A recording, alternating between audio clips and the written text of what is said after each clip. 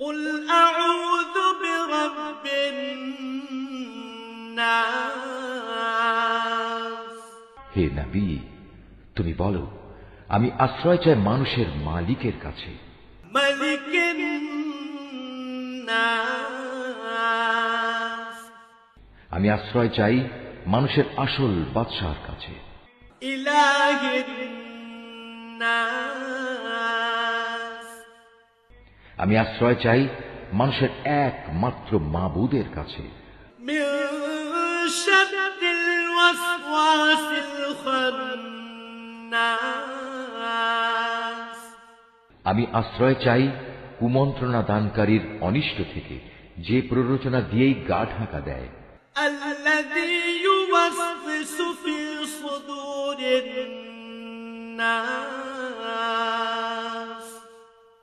যে মানুষের অন্তরে কুমন্ত্রণা দেয়,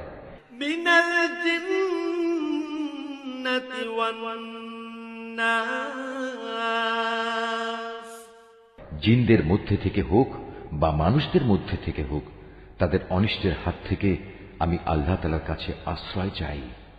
صدق الله العظيم।